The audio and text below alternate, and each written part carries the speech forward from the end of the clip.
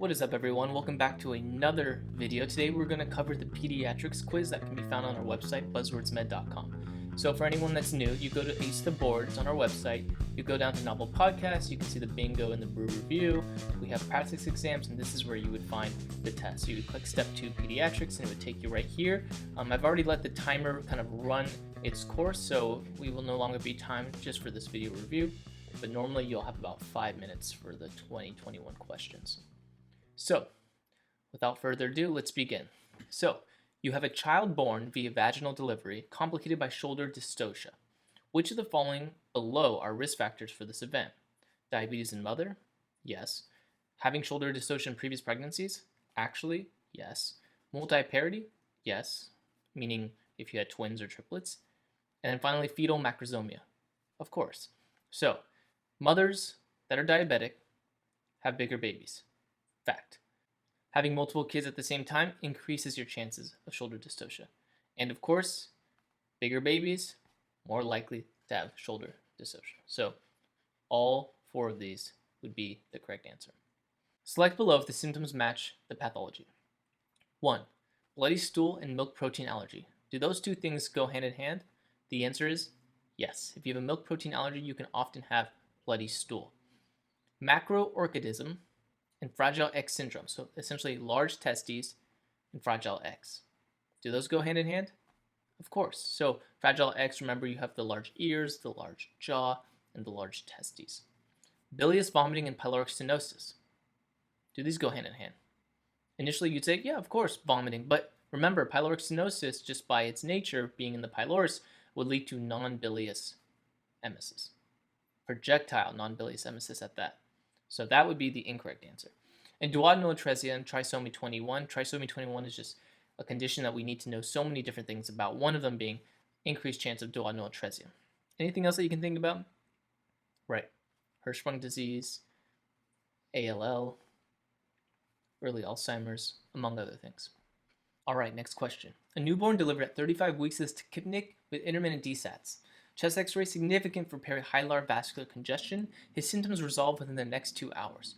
What is the most likely underlying etiology? Is it 1, delayed clearance of fetal lung fluids, 2, mother to neonate STI transmission, 3, meconium aspiration, and 4, deficient surfactant production? So I'll give you guys just a couple seconds to think about this one.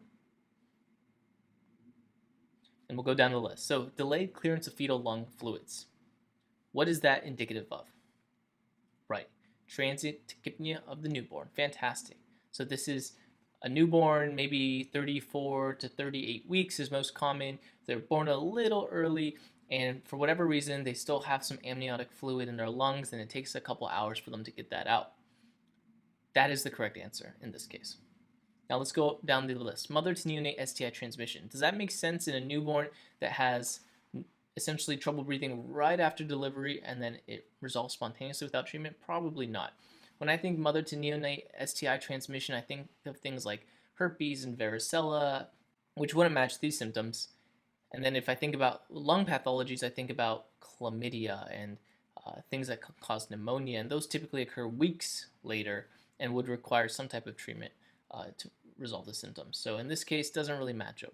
Meconium aspiration. Well, not a bad answer, and you should always think about meconium aspiration. So during times of stress, the newborn can aspirate the meconium, and it can cause a lot of issues. In the question stem, you might see that there's meconium-stained fluids. On chest x-ray, instead of seeing perihilar vascular congestion, you're going to see really what looks like aspiration, so maybe like multifocal pneumonia, multifocal consolidations, things like that. Even meconium aspiration can cause really kind of an obstructive picture and cause a lot of tension in your alveoli. So kiddos can even actually have pneumothoraxes secondary to meconium aspiration. So that's a horrible complication. And oftentimes these kiddos, if they don't improve, might need to get intubated for airway protection. And then finally, deficient surfactant production. What does that make you think of? Right, neonatal respiratory distress syndrome. These neonates, whether they're preemies, whether they're a little younger and they have mothers with diabetes that's untreated and therefore didn't make a lot of surfactant, and because of that they're having a tough time breathing when they come out of the womb. So that's kind of just the rundown of those 4 answer choices. In this case, because the kiddo had just some vascular congestion, mild desaturations, and then it resolved after 2 hours, you think more likely this is transient tachypnea of the newborn. So this is actually neonatal respiratory distress syndrome here, and for the listeners at home, what we're seeing is a chest x-ray with essentially bilateral whiteout. If you've got a CT, you would see those ground glass opacities, but if you see bilateral whiteout in a neonate, think neonatal respiratory distress syndrome. All right, the next question. Benefits of breastfeeding include 1. Reduced risk of breast and ovarian cancer in the mother, so that's true. 2. Improved childhood immunity, that's true. Children that are breastfed are less likely to get diseases such as otitis media, among other infectious diseases. There's actually a decreased chance of cancer as well, which is interesting. 3. Improved bonding with the father. This is not proven, although maybe it does help, but in this case, not the right answer. Improved bonding with the mother due to what hormone? Right, oxytocin. And then decreased risk for diabetes in newborn. That's also true. Actually, breastfeeding decreases the risk for diabetes. Fantastic. The next question. A 4-year-old child swallows something off the floor. Parents did not see the object. They remember having a nickel and a button battery conveniently right next to each other, but they can't find either now. The child is pleasant and asymptomatic. Which object would require immediate removal? The nickel, the battery, or both? Or neither? This question stem is purposefully very vague, and the teaching point here is that some objects, such as coins, can actually be monitored through observation, through serial chest x-rays, through serial KUBs, to see how the coin progresses. For example, of course, if they're symptomatic, if they're having a tough time breathing, if they're producing a lot of saliva, if they can't eat, then you would take that out. But if they're asymptomatic like this patient, you can just watch. But there are some exceptions. 2 of them include batteries, because batteries can cause erosions and ultimately very severe complications, and magnets, because let's say you have those fun magnets that you throw up in the air and they make noise together. Let's say you ate 1 or 2 of those and all of a sudden the magnets are clamping against certain tissues that can cause issues like ischemia, among other things. So magnets and batteries, immediate need for removal. Otherwise, at times you can just watch if they're asymptomatic and pleasant. All right, what is the mechanism of the most common cause of mental retardation? Is it cerebral anoxia during delivery? Is it the presence of a 3rd chromosomal copy? Is it the presence of a trinucleotide repeat expansion? Well, the most common cause of mental retardation is Down syndrome. So the answer would be the presence of a 3rd chromosomal copy, trisomy 21. But what about the other answer choices? We have cerebral anoxia during delivery. That is a thing, and that causes cerebral palsy, which is actually the most common cause of physical disability. So not mental, but physical. So remember that, cerebral palsy, physical, oftentimes due to anoxia. And then the trinucleotide repeat expansion, that's getting at Fragile X syndrome again. Remember, I think it's a CGG, trinucleotide repeat expansion on the FMR1 gene that causes the Fragile X syndrome. And Fragile X syndrome is the #1 inherited form of mental retardation, but it's not the #1 overall. The next question. A 3-year-old female presents with multiple itchy annular lesions that change location every 8 to 12 hours. This is an example of what type of hypersensitivity reaction. So you need to know what this is, and this is urticaria. Itchy annular lesions, sometimes they can be raised, maybe a little swollen. The key thing with urticaria, though, is it moves. Within 24 hours, they'll move different locations. So you have the patient circle the lesion with a marker, for example, and then it'll disappear and it'll come back somewhere else within 24 hours. So what type of hypersensitive reaction? Type 1. And just to review the different types real quick, for the listener at home, we have a chart in front of us. We have type 1, which is IgE mediated.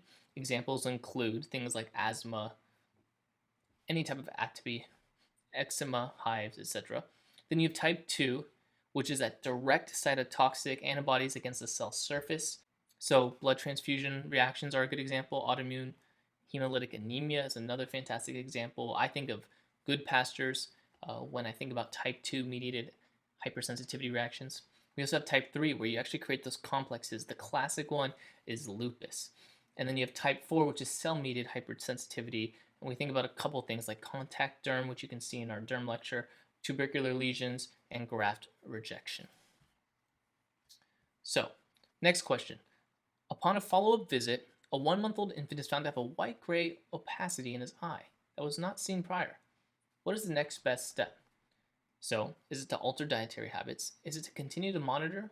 Is it to limit strenuous activity? Or is it urgent surgery?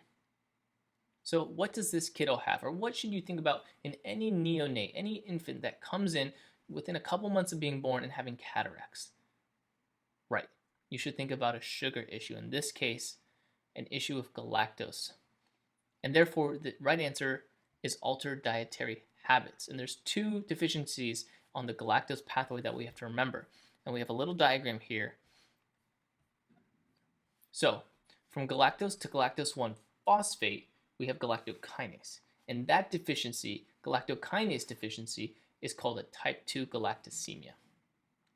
That one's not the most severe one. That's the one that we actually have here, where really the cataracts are the presenting feature.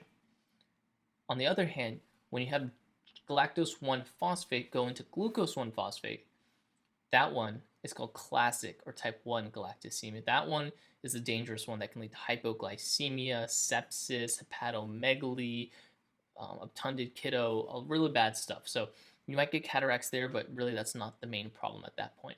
So you just got to remember the classic galactosemia and then the galactokinase deficiency. Which one's more severe? Which one is more indolent? And in this case, we have a kiddo presenting with just with cataracts, so it would be which one? Right, the galactokinase deficiency. Fantastic. So we have a 4-year-old boy. He begins using his arms when lifting himself off the ground and off his chair.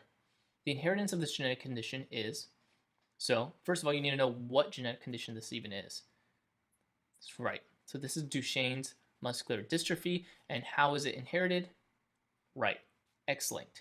And we give you a little hint here because it is a boy. So X-linked, more common in males due to a mutation in the dystrophin gene, causing abnormal dystrophin production. It's a frame shift mutation, and it is X-linked. All right. Upon delivery, a newborn male is noticed to be cyanotic and struggling to breathe. Physical exam is significant for a flat nose, wide forehead, and short upper extremities. What is the most likely underlying cause of these symptoms? So this constellation of symptoms should have you thinking about one thing, but let's get to the answer choices. Is it gestational diabetes leading to an elevated neonatal endocrine response? Is that the underlying cause? Is it obstructive membranes within the urethra? Is that the underlying cause? Or is it transfusion of blood between placental inhabitants? So, we'll start at the top. Gestational diabetes leading to elevated neonatal endocrine response. What does that have you think about? Right. When a mother has gestational diabetes, when the sugar is uncontrolled, and when the baby produces a lot of insulin, that actually prevents surfactant production and therefore can lead to babies being born with neonatal respiratory distress syndrome, which we discussed earlier. So that is not the correct answer here because we have a constellation of symptoms including a flat nose, wide forehead, and short upper extremity. So the next answer choice, obstructive membranes within the urethra, is the right answer, and that's just another way of saying posterior urethral valves, and that is a valve at the posterior part of the urethra that prevents urine from going through, causing a backup. In this case, because the baby cannot urinate or has less urination, there's less fluid. It causes oligohydramnios when the baby is in the mother, and therefore causes issues that are known altogether as Potter's syndrome. Those include the flat face, the wide forehead, the short upper extremities, and what this baby is primarily here for is the cyanotic struggling to breathe. It's because of the pulmonary hypoplasia. You need that urine to be in the fluid. You need to have proper amniotic fluid, in which case the baby will actually inhale and will lead to pulmonary development as well. So there's a whole cycle of life that's prohibited by these membranes within the urethra. The final answer choice, transfusion of blood between placental inhabitants. That's actually a twin-to-twin transfusion reaction. We have no indication that there's a twin here, but if there were two twins and one came out much weaker than the other one, you would think about this transfusion reaction when the products in the blood of one infant goes to another in the same placenta. So it's really a placental failure, and one kiddo can come out much more dehydrated and ill compared to the other one. All right, and we have one more picture for y'all for this episode. Here you go. So on the left-hand side, you can see a baby with Potter's traits such as the flat face, the beaked nose, the low-set ears, the downward slant to the eyes, of course, the pulmonary hypoplasia that we just mentioned, and the limb deformities, again, because they're in this tight space. On the right-hand side, you can actually see a normal urethra, and then you can actually see where the posterior urethral valve is. If that ever didn't make sense to y'all, now you can kind of see it anatomically. I know for me, I was always thinking posterior urethral valves, what does that even mean? And here you go. All right, guys, I think that's it for these first 10 questions. I hope you all enjoyed. You found some value in going over these questions. If you'd like to test them out yourself, feel free to go to our website, buzzwordsmed.com. And we have plenty of practice questions here. It's a good way to get to our podcast as well and to see what other things we got cooking. So until next time, have a great day and a fantastic week, and we'll see you all soon. Bye-bye now.